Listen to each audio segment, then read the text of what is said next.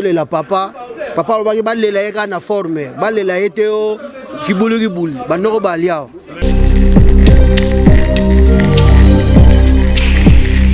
Tous en abandonné qu'on a vu sur Camerounais Basalia. Bonjour, bonjour les frères. La famille. Ouais, bonjour les frères, excusez-moi, moi je suis Camerounais. Je vis à Douala, donc je suis un garde de Douala. Moi je connais Papa Wemba aux années 2002. Donc grâce toujours aux Congolais qui louaient chez nous dans la maison de maman. Donc à tout moment ils écoutaient souvent Papa Wemba. Donc c'est dans les années 2002 que moi je connais Papa Wemba. Mais bon, vieux déjà, Azala n'a pas de problème. Moi, bon, maladie, banini, mais Liwane pena ya pu stender dans ces pays na côté quand même. Pour faire ça mutu munene, akwa ko ya bon te na miso abatunions. Bon, on a pour mon aéroport on a ngana landa kiango, pour mon aéroport on a totali bien, ça nyo kalongo, to ki ne gauche à droite té. Nyo kalongo boya kike, so ki ya kenga na kindete. Bankunga tu ya vie ndenge za bongo na libo répéter ngo ka toujours. Si mutu moko capter voix ya vie bien, comme ça tu remplacer pe vie na cadre ya bilengi na biso si la té. Po biso bana kini sa musique to ko d'ailleurs. Petit nanga au monde en tout cas merci mingi. Au monde makambo bilambo bozo benga sapi. Pona nga na ndenge mabete hein. Pona ndenge mabete. Na yeba venyarka, na yeko yeba Papa Wemba. Après bango y a pas une photocopie. Banakin boye binga na yaka l'air nyoso na kata kin nena baka nzombo fosi na zaka moko donc oya kufi aza vient na biso akati ya bakin exactement pona yo etake prêtre ndenge vie beaucoup fu mabilele mukonza sap atiki masolo tu atiki tu na se yakei siko pona yo moni nini batiki la nani médaille wana akondu biso totala ye to bulaka vie beaucoup na simana ma mbetali sap yo moni nani. Qui fait que donc tous apprenez prouver quoi, tous éprouver sur total vient na somo pao, ça la biso bilingi. Total Papa Wemba. Donc tous apprenez prouver Congo, tous on a ba blague. Toi on a posé Papa Wemba à l'accepter to bimsa mutu mongo remplacer avec beaucoup dans monde ba saper parce que jusque là to bimsa mutu ta Papa Wemba. Bon selon ngai na monde sap binada malola beta ba ya maman ba de 2016 ngana monima binada ma remplacer na poste ona. O ki lo ba via yepsa ngai alo bilanga ka petit njomba fosino. Yo petit langa kata bakin petit na bio awate na bio depuis bakin mais loko na biso ka ke soki mutu ono sana mbongo kundaka mutu tende batu akundaka mutu yango nga na vivre yango pa na ye moko vie beaucoup. Bonjour. Moi je suis un Camerounais, je m'appelle Alain Paul. Barla Hélis Alain Paul, jeune femme camerounaise. Moi je pleure beaucoup pour Papa Wemba parce que c'était mon beau. Tu vois, non, je dis à tous les Camerounais, tous les Congolais doivent être unis, tu vois, non, doivent faire le deuil de Papa Wemba tranquille, il ne faut pas que doit avoir les problèmes. Pour autres, on a une forme eza forme te auto mona on eza forme te na nebiso to yebeli forme nenge Papa Wemba dia bimisa ba yoji ba Tokyo Kumagai o ba nini o ba Jean Paul Gaultier tout yepe soko na biso na grifo asika se komi saper na mito le roi bola tara o fait beaucoup la tiki ba na ba saper te na ba saper ba la biso ne defao.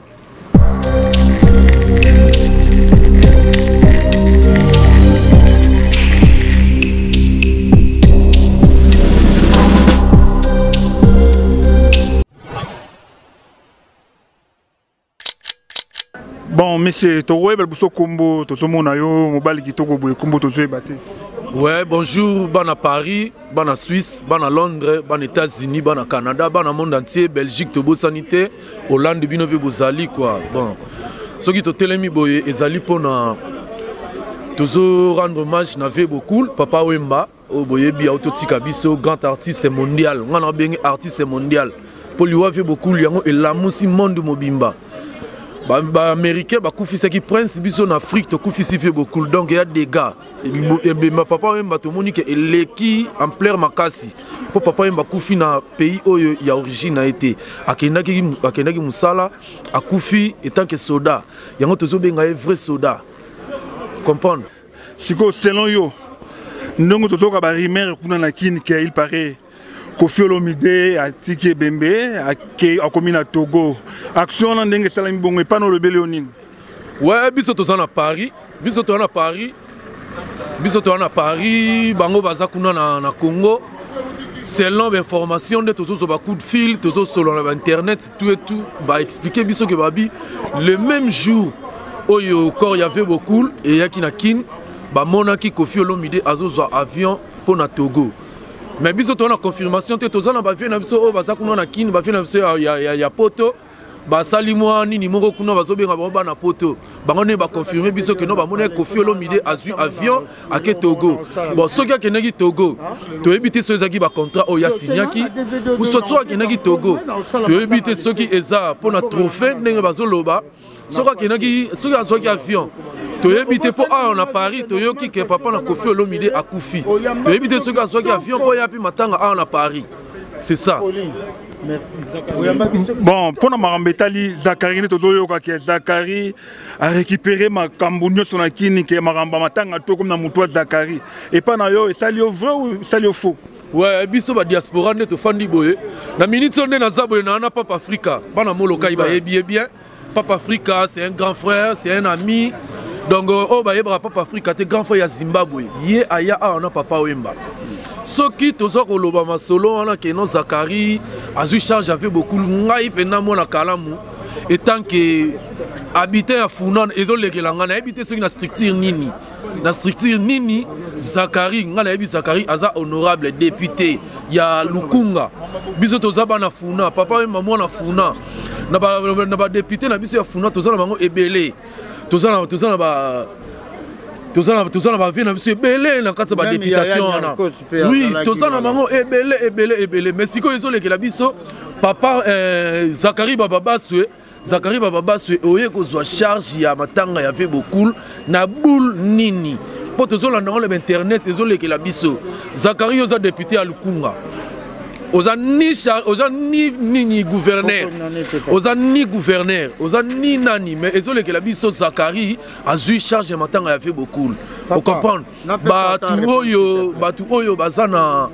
na kati organisation na to éviter ce qui gouverneur aussi charge wana no sopesa na mutu moko c'est bien bon ndenge za ko se dérouler tout totalaki en direct à Paris totalaki RTI za télévision nationale ya ba ivoirien organisation o basala ki pona matanga fait beaucoup le bet ko commenter sous té yango to sengi ordre ezala pour désordre bandi tozoyoka kuna banani babandi ko welela o kingani kuna babandi ko swana o nani Kofi aboyi koya pona kingandi abana ko sala organisation Werason aboyi ko monana po ba pona ki était o kingandi tozo comprendre sous té matanga fait beaucoup et komi nini est-ce que zaki likelemba est-ce que boyebaki makambo wana biso bata poto ba diaspora tozoka moi toza pe na groupe na biso bazade ya kuna na kini toza na ba vie na biso belé to tanga ba kombote po to boyi makambo belé et le réseau que la biso tozo regretter ndenge organisation na ya matanga ya fait beaucoup le comme le roi clique moko boy bo pesa mutu na charge na ye pour organisation za kitoko on comprend to sepeli batambusi fait beaucoup banda aéroport Anjili ti un hôpital à cinquantenaire c'était bon organisation qui toko to kité ba casse ba nini tout et tout mais to lingine ekene na voix ya bien bali la papa mba na honneur na ye po papa ya ndenge ba roya na kin vous comprendre ba yoji ama mote ba signer ba zoya na kin ba ministre Kiba ba signer ba zoya na kin pour honorer fait beaucoup bata ya Côte d'Ivoire ba ça déjà kuna ya Cameroun partout dans le monde entier ba pour battre la vie beaucoup donc ekene na ndenge ya kitoko tozo senga ekene na ndenge des ordres pour Zakari ba charge o yozo zwa to éviter ceux qui après matanga réponse ni to zwa c'est bon. Bon pour le basuka selon yo état que leader amen kili olobi nini pour la Marambetali forme chungu muta forme olobi nini ba pesa médaille na maboko na minute ouais pour ngai médaille à forme biso tant tozana bana mike tozokola makama forme et banaki na fait beaucoup pour fait beaucoup azaka na scène mais forme ndenge fait beaucoup là na ya poto ezaki pona yena nganche le vieux nganche ni akos to na yeba ki ba fait na biso so ba yeba poto tanga zo ya boy azo la biso griffe to fanda we papa mba eli biso o yoji Yamamoto o Tokyo Kumagai o boy et mené atanga uta ba poto na eli biso Emporio Armani Mazatomo tout et tout mais lelo sikoyo e komi bato bakomo wele la o forme batike la mutute forme batike la mutute za inspiration na idéologie a fait beaucoup nangachi o soko lingi oza muta forme ah wana il faut comme mannequin na maison moko boya forme pona minute yo muta lataka na ma musicien congolais ngana tala ngana ko makambo na ti ngala bi ke to ba vieux ba ne ko lata na suka la ngona na mona défaut c'est que bozongi c'est so défaut na kin bozongi c'est idéologie forme défaut on a bi ke vieux na na beta forme c'est bon vous comprenez pour autres hommes on a ba forme té eza forme té autres monde on eza forme té na ne biso to yebeli forme nenge papa mba dia bimisa ba yoji ba Tokyo Kumagai o ba nini o ba Jean-Paul Gaultier tout et tout ye pe soko na biso na griffe asika c'est comme saper na mito le roi bola tara o fait beaucoup la tiki ba na ba saper té na ba saper ba la biso ne défaut. Bonjour monsieur Moualoum. Ouais bonjour papa bonjour. Monsieur Moualoum mo yebisa biso atanga papa yomba na Château Rouge tous en plein Château Rouge na sala awa to petit bino donc ouais, merci ndeko nanga itation la biso ezali biso to lingi bale la papa na kata stade poza grand prêtre aza mutu munene bako lela ete na ba palais du peuple wana fuba lela ye na kata stade mutu nyonso aya amona ebemba papa. Donc tu vois, il y a un autre zo lobela, à toi na Château Rouge, tala ba play bango nyonso ba telemi ba ole la papa. Papa ba ki ba lela ye na forme ba lela ye te o mutu nyonso zo lela te. Ba lela ye boye, ba noko bango yo mun ba play na Château Rouge ba ole la papa. Ba tsaye pena na kata stade. Ba longolelo ke tana pa di pe ezelo mke. Isimba te. Bon to ki ba ko mais yamba o moto zo kitakin pona. Si Yamamoto azokita, oui Yamamoto azokita, ouais Yamamoto azokita toyoka ki on pena okita donc peut-être kita ki vendredi oyo azana kata kin. Si information ça normal que azadi na kin depuis vendredi. Ba play bango yo nyonso bazole la papa to na kata salwa botala ribora ngo ya papa yeyo tozole la papa ba ba lela yeka na forme ba lela ete o kibulu banoko balia. Affaire à micro, affaire à micro, on déjà solo, toujours gao, va chélier poison, affaire à micro. Bon, Bishop toujours gao, on a bana mikil bazo mona, on a donc bazo mona, on bazo lela, so ba bomi penda papa, eza ma trop muta bomi ye pas okende. Calamité pas Hollanda ye. Bon, toiga katanga mutalobi, je sais katanga lobby ke, jou kora vie zoya, baza ina aéroport. Ba moni pe Kofi na kati aéroport bakanisi Kofi ayo landa ebemba vie ngane Kofi azo voyager ke beta positionner na Togo do tozo mona nga ndengwa la bon soki penda kei penda pona position tiki vie e ma trop po lelo soka yeba neza ba vie wana awuche pa vie wana uchi na molokai vie mutasala e lelo yeba ni Antoine faut respecter vie. Ouais bonjour papa. Bon, poison thé, et c'est le roi relobé la veine, ma carte moutana, atapena na elo kwa moi azalaki te. Mais pour ma grave zara qui pour d'hôtel bébé émission sur papa Wemba, yemoko de asami lobela ki. Pour mutu yemoko santare logo ezo comme la e. Asada ki dange no arokufa na podium, akufe na podium. Ce batela qui est poison, moutana o tele poison nini? A gagner nini? Hein? Pour papa Wemba de si ba seda ya bango de ba vie. A confié dans 66 ans, à Botiban et Belé, à Salipé, on nous donne ça là-bas. Et le réseau de l'éclairage, on a vu les années. Na mon information à BFM, il y a Congo, na BFMT, na ITLT. Mais na mon qui est ITL, BFM, à l'obéli, l'Iwa, Papa Wemba. Donc, c'est déjà grand. C'est déjà grand, pas même grand. Donc, bilo on a tout, Moukileko, oui, c'est bien. Moukileko qualifié. Mais Zanini. Donc, on fait avec honneur. De l'eau, on a de Belara qui non, Papa Wemba a sa carrière naïe. A fait avec honneur. Oui, Kofi a su production. Oui, on a le BP à Paris, a su production. A joué un lelo, toi a joué un lobby, toi a joué un bandakala. Oui, c'est bien. Mais tant que Kofi, na oyo wemba sala po na ye po azala kofi akoza na production mais fa nilango mais soka kendaki bon nzambe ka mutayebi soka landaki mbongo nzambe ka mutayebi mais soka lingaka landa tibondeko il fallait pas kende donc souci n'angaka yango wana moko. Ouais, merci beaucoup. Je me présente d'abord, je m'appelle Papa Africa. C'est Papa Emba qui m'a amené ici en Europe. Bon, et puis tant que je suis en Europe, il y a un peu de basala qui est loco tobetaki na Bercy. Bon, ce peu bolandi musique ya Alain, album ya Alain, nazana libanga papa imora bwakanga et puis ayibisa ngandi pourquoi bwakela kingango.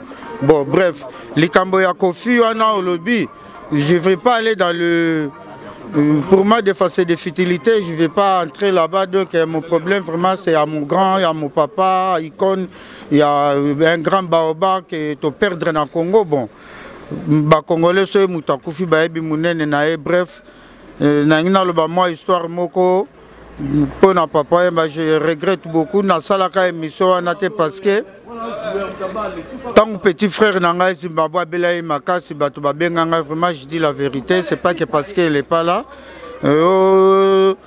tala papa mbazo qui peut tout mais nalingaka na sala émission moko na loba que papa mba c'est un sorcier à Saint-Sinine sorcier à vice versa en fait kokola ya mutu et comme ça mutu ça et comme epesa mutu ba sagesse moko boy tango toye na papa mba memi biso na poto et ça la makate famille moko boya deux personnes pe na côté ya danse après yebisa biso bino bata percussion botikala na oya lingia tikala na e soki ozongi oye lisusu te koloba te kenga na BBC vina yo donc ba point ya ba façon na kolobele la papa yemba ndoki mais c'est pas ndoki ya ko voler non maloba na e ya ba sagesse likambo ya micro vraiment donc toki kolobate ça reste à vérifier vraiment na kosenga na bakonza boka nazali mwana mais bon ba mikolo bazali vraiment to landela ba makamu misusu vraiment à la loupe ndenge na poto ezalaka vraiment ba okiko kanga mutu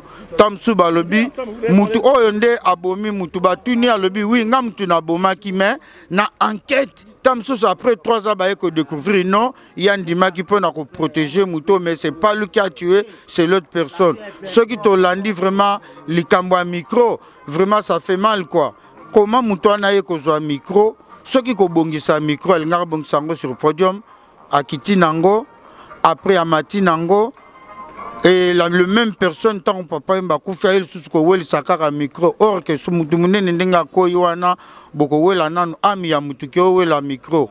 Bon, na boyi ko funda o na lo baboye boye, et ça ba hypothèse tout ça comme ça là.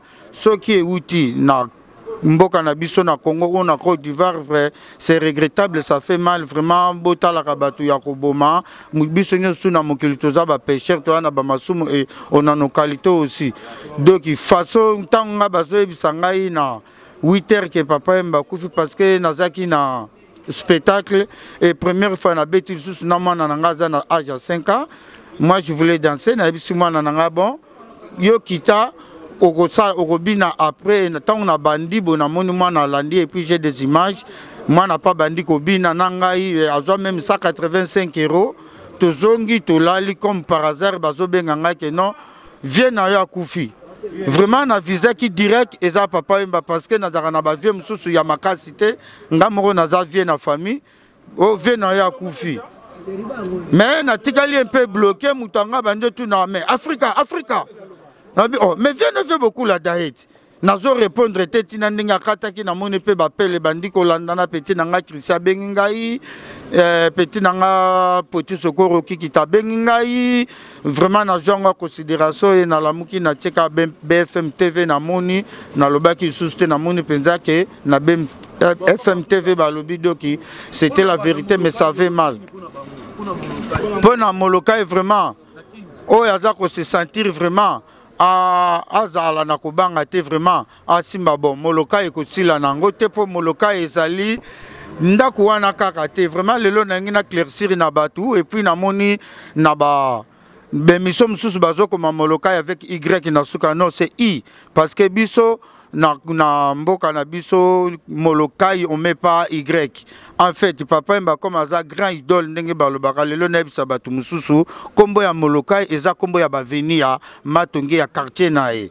Donc Masimanimba ezali mo M O ezali oswe L asangisaki yango na O esali donc molo lokolama esali molo après K esali kanda kanda I na suka esali India donc ba avenue ane landana yango esala kombo ya Molokai donc place ne donc oki nango ko changer te donc Molokai ezalaka kaka ndako wana te mezali ba avenue nyonso bo bato bazokoma si les gens écrivent avec Y c'est des bamindele bon pour na bango c'est normal biso toza toujours I parce que Indiande et sali et commissaire Kai vraiment eza pasi mingi vraiment bato baza kuna ba bendo son bon toza na bandeko na biso ba Camerounais bazali awa donc pour vous dire que dès à papa et mes mondial oui bato bakufaka donc na opesa bango micro baloba o bazanango selon mora papa Wemba mes frères je vais vous passer le micro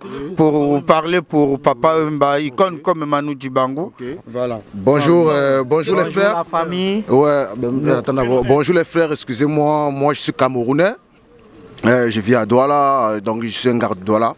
Moi, je connais Papa Wemba aux années 2002. Donc, grâce toujours aux Congolais qui louaient chez nous, dans la maison de maman.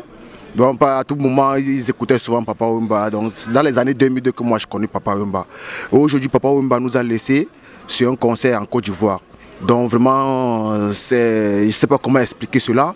Mais sinon, vraiment, ce drame nous écœure énormément. Parce que vraiment, le roi de la sapologie, vraiment, nous a laissé.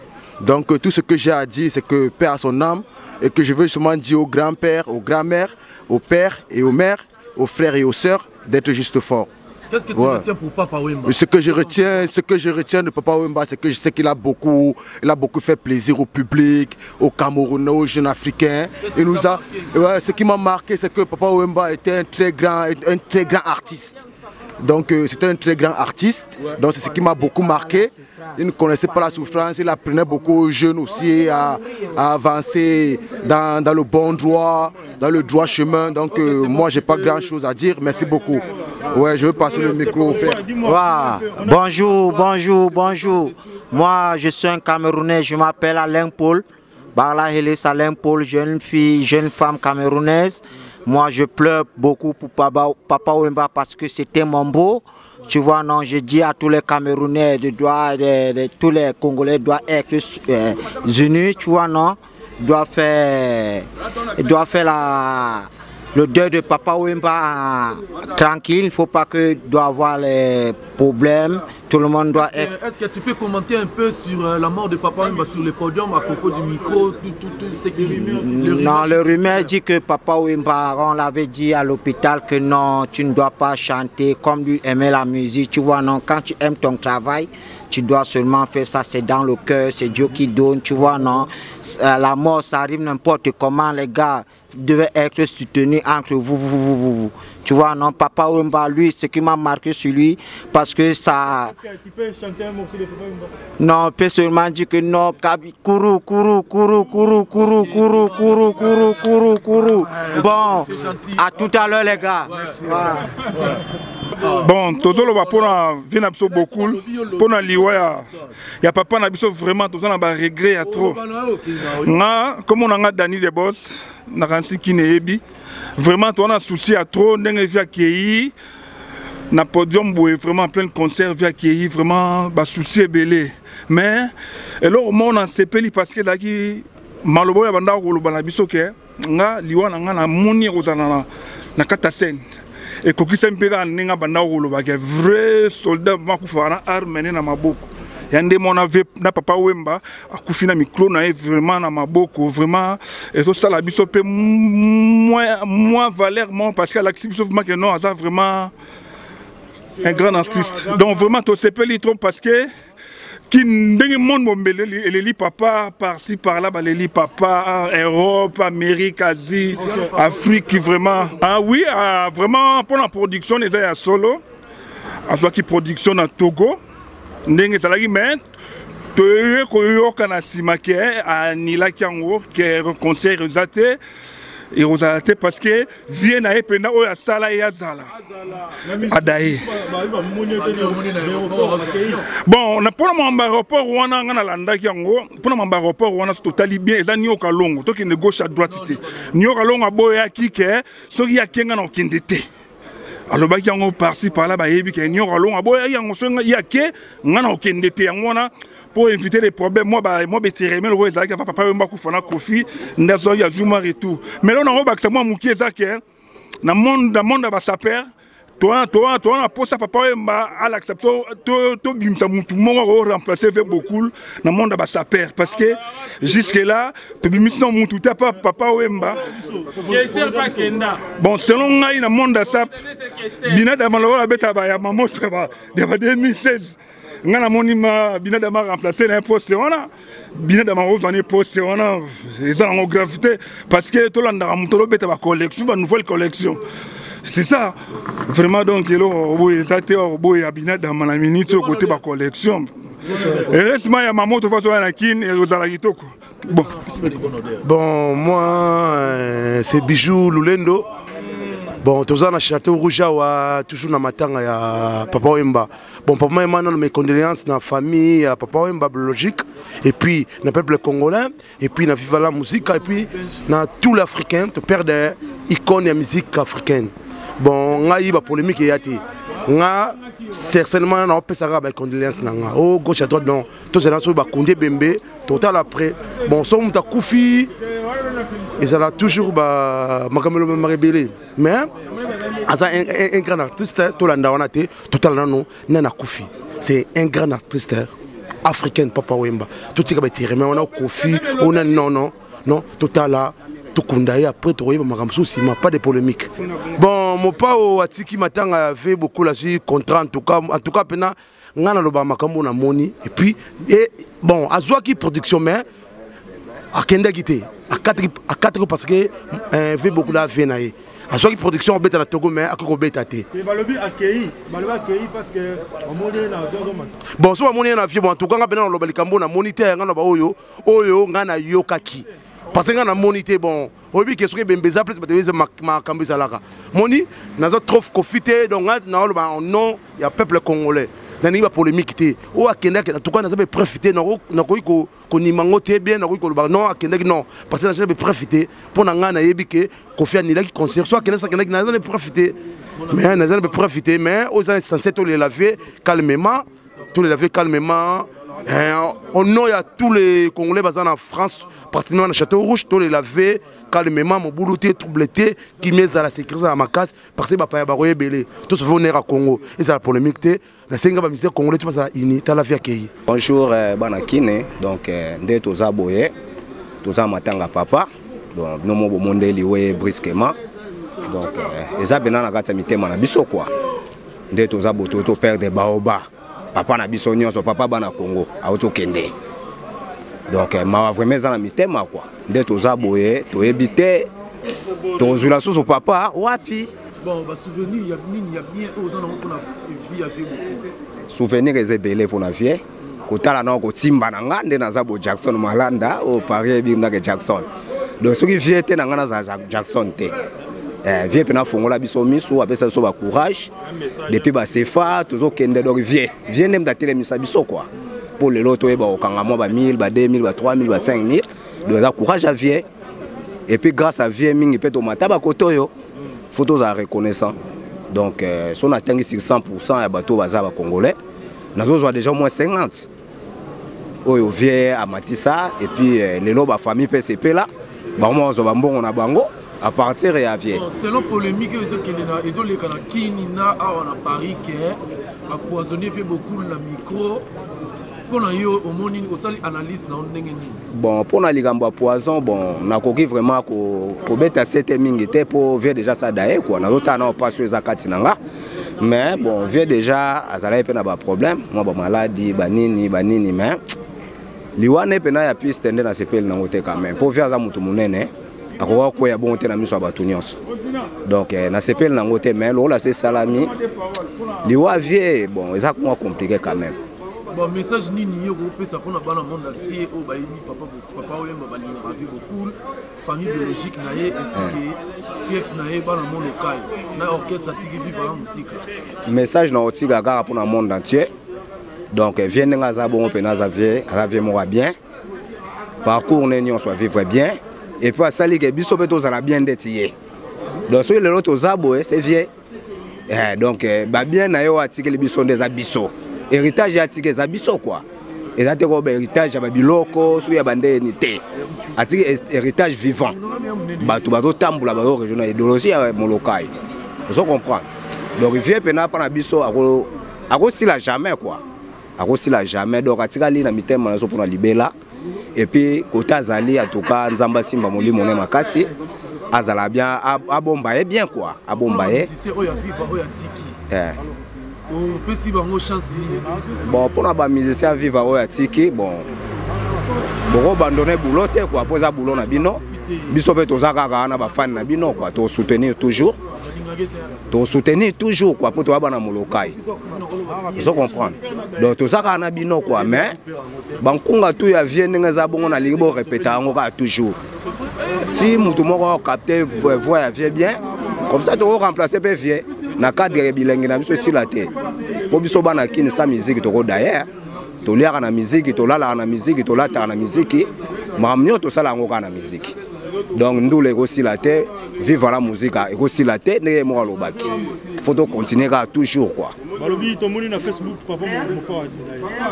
papa na mopa daye na auto zongo sikoyo vie dia sinso na mutaye bisinga donc ba auto benga ba lelo ke papa na mopa pe daye qui fait que donc tous apprenez prouver quoi tous prouver sur total live na so mopa o sala biso bilengi total papa wemba donc tous apprenez prouver Congo tous on a ba blague tous apprenez prouver de matanga ça à 3 mois même à 6 mois pour nanga quoi inti beaucoup mbangu po aza monument beaucoup d'avait mbangu s'il te plaît beaucoup mbangu te donc pour toi ba eloko nini oyo ya quoi beaucoup mbangu te boche na mort à 2 mois 3 mois 1 mois et ça fait bien on est beaucoup de loko la mois na une semaine c'est pas bon. Merci. Je m'appelle Alka le Grand Goulani bato bayebi o bayebi. Bon, problème est en plein château Rujawa. Monsieur le journaliste, Tuninga Motuna, il y a Papa Wemba. Wana toko kolobela ngote pour monde entier, batutu baebi. Ezo sala biso passe.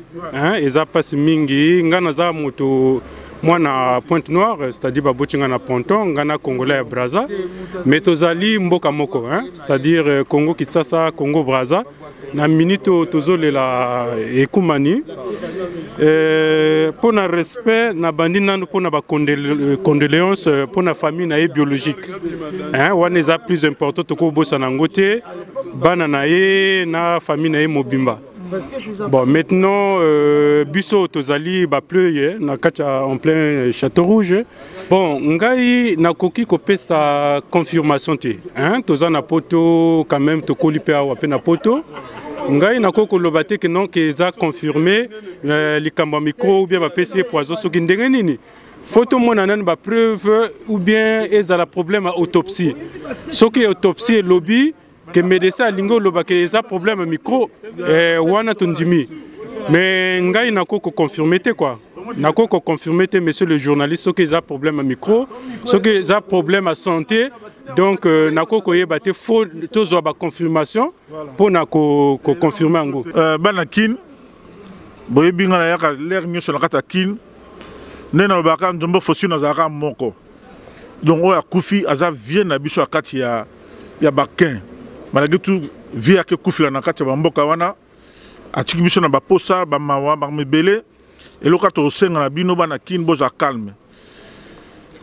Biso ne toza awa tozo bunda pe kaka na ndenge ba masa baye ba masa msu ba chikali mais via zo so li loba moko alobaka nanga tangu pauvre madilo akufi to telemi na ye alanga bo petit bo obstacle za le kanini na kata bakini ngabi vient na ebite mais ndenge awa bongo zo le kanini koto ngabi te za boy via pe nga conseil mo ngabi petit na ngai mon arrière mbongo za le côté mais bato bale ki mbongo o ki li loba via yebsa ngai alobi nanga ka petit nzombo fosino yo petit nanga kata bakin petit na bio awate na bio depuis bakin mais loko na ebisoka ke soki mutu ono sana mbongo kundaka mutu tende batu akundaka mutu yango nga na vivre yango epa na ye moko vie beaucoup na moni modèle en plein bateau balelie na bateau a monnaie na kata kin de gauche à droite n'habite vie liloba na ye et fouti alors via qui na pas na batute via zaki bien na bateau na ba petit a petit na mikolo a mikolo donc il rentre 5 kaka bana kin bolé la vie bien mobulute beaucoup de na nenga respect ya le baki toujours alors beta boye toujours faut que respect faut zalaka yango bo pesa respect na vie beaucoup ndaye bien bana matonge bana molokai bana kave bana kin mobimba bana ba province bolé la vie beaucoup bien pour qui vie oya sali kelelo biso banjombo fosino le autre pocha qui na ba kito solo la kaka mais awa vie na biso de vandi na ye biso to ba petit ba na vie ni akos to zana bango to na ba masa ba ege to na ba manager to ba tebele to ba petit les rwana sikoyo selon ndenge bazolo ba des spéculations salamique non papa Wemba grand star congolais grand star à monde empoisonné na Côte d'Ivoire pona yo te pona ngai li comme poison wana nga na tali yango bien na visionnaire yango bien que ça poisonné vieux ezaka ndenge ka eloko nyonso yaka pa ya motu bolongo la combat poison wana vieux déjà na biso awa arobela ozo comprendre na podium ma forçaki tu es comme na niveau que vieux le loi kati motema parce que alingaki art na ye via akufi lokola soda kufa na munduki ozo comprendre akufi na mikone na kata nino akufi te soki ayo capacité donc ayaki jour na ye bon vieux akufi na podium azalaki na groupe ezalaki accompagné na ba musicien sikoyo etant que Nzombo Faustino proche ya papa Wemba Fou Mobilele mkonza Paris nyonso topesi yo kwenda futuka Kinshasa Paris sikoyo okoki kopesa conseil nini na ba jeune wana en plus na des éléments au fait beaucoup la bakisaki mais ba progresser pe na tena fait beaucoup bendo na pompo miyaki okoki kopesa conseil nini ya vivre ndenge batikali to mona dilo kufa orchestre ne panzana et mené ya kufa orchestre ne panzana Marie Misama oto kufa ka lobi orchestre ne panzana lelo fait beaucoup la tiki biso to ebite sko yo etant que Nzombo Faustino ndenge oza la philosophie ya vivre la musique oyebisa ba Benderson congolais nini na biso te pona orchestre ya vivre la musique et que c'est vie à Salango Yemoko. Biso est fanatique na ye. Biso na kacha kasavubu. Vous comprenez? Biso ne yala. Baron ma tongue to ya concerne na vis-à-vis. Mais tant que Panzani vient beaucoup à celle vivre la musique anaye. Ba mine bazalaki ba tutu ba ki po na pesa no eloko moko na expliquer no. Tant que vient beaucoup à za on kata mikil. To yambi redi amisi. To yambi mususu nani ba gloria wana ba ye premier fois na mikili biso ba njomo to yamba bango na ba pauvre mère malu wana ba vie beaucoup la zaki na nous vivant wana ki vivant solo basiko après li wana ye ba jeune ba tikali wana ba jeune ba tikali non ba jeune ba tikali loka na senga bango ka faut ba respecter ma Amazon pour que c'est tika na boko ya ma Amazon pour ma Amazon la tikali ko la ye chef na kato kese wana yango siko et l'autre aussi encore ben de son débat à la wana soko za la président il y a mouvement de barochaye il faut respecter que jeune non ba kondima pour ba jeune non ba bundina papa Wemba ti na liwa est-ce que ba kondima ke ben non pompo bazo obligé te ba obligé bandima parce que toujours leader parce que veut beaucoup na ndenge tanga zala ki a ben de son pembeni mais moko so ben de son azo yemba na ye ozomona avec vivre la musique zo beta ba petu wana ba yeba na te faut ba tika ba ben de son ba za liboso ba kumbela bango et loka na kosenga ngo wana c'est bon sikoyo ndenge bazolo bakeno Kofi Olomide Kofi Olomide pe azo formation na vivre la musique sikoyo etant que ndenge papa Wemba kufi babi jour ya arrivé ya corps ya papa Wemba Kofi Olomide azo avion à Togo pona yo omoni yango ndenge ni te pona ngai vraiment Kofi azo vient na ngai pona ngai il fallait annuler voyage wana malgré tout bon c'est rien na pèse un exemple là veut beaucoup là-bas qui mbongo te mtekundaka moto batu ka te bakundaka batu mbongo c'est rien te na kaso bengi bango l'hôpital comme ko lebiso awa na préfet to poussango ata après liwa bakondima na bango. Est-ce que vous confirmez qu'il y a Togo pour tous les informations que le père de papa na na Paris? Ouais. Ayaki Paris te. Ayaki Paris te. Bon, binak biso toyoki. Toyoko nima ke vraiment que père na otokufa. Bon, c'est la famille. Donc tu peux abengino père Rambo akufi. Mais condoléances pour na Rambo. Zomona. Mais eloko to senga na moment oyo, vous comprenez? Et elle kambaliwa, moi to le bela mingi ezate. Vieux beaucoup.